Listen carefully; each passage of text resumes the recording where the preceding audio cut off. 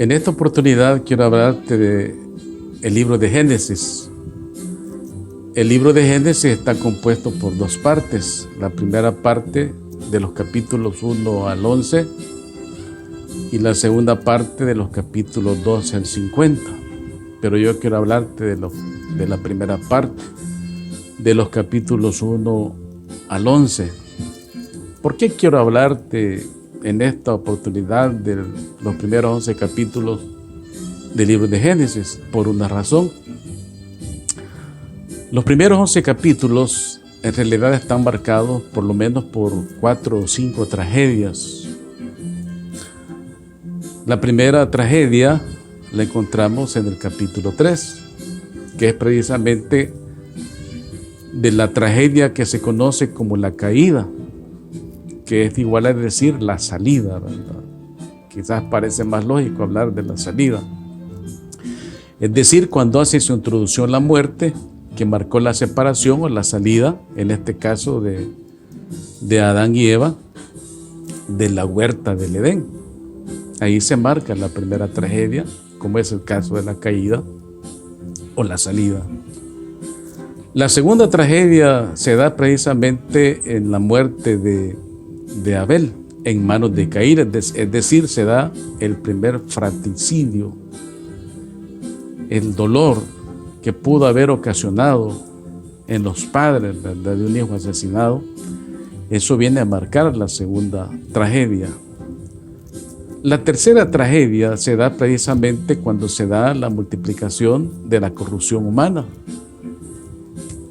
que cierra precisamente ese evento con el diluvio.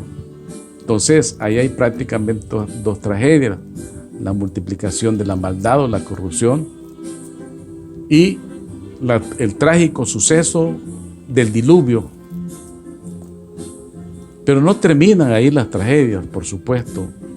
En el capítulo 11, siempre del libro de Génesis, está la erección o la edificación de la Torre de Babel. Este evento aparentemente no es una tragedia, pero veamos por qué lo podemos mencionar como tal.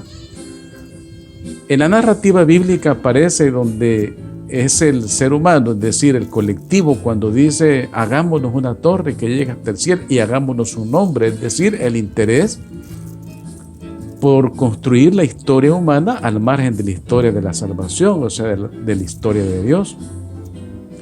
Y Dios mismo, por lo menos en la narrativa, dice que Él dice descendamos y confundamos la lengua del hombre para que no siga en su proyecto, y en realidad se marca una tragedia porque es Dios quien interrumpe ese proyecto humano. La vida humana en realidad ha estado marcada por tragedias. Podemos hablar, algunos o especialistas de la historia hablan de que en la humanidad han habido por lo menos 17,000 guerras mundiales, bastante.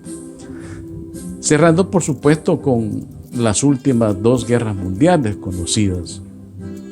Lo que quiero mencionar es que el ser humano en realidad ha estado marcado por tragedias. Pero dentro de lo que es la historia de la salvación, hay un evento muy importante y es la primera venida de Jesús. Jesús viene y muere en una cruz. Ahora, por supuesto que no solamente muere, sino que resucita. Y de acuerdo a la narrativa bíblica, pues ahora está a la diestra de Dios. Pero lo importante de la primera venida de Jesús es que muere en una cruz.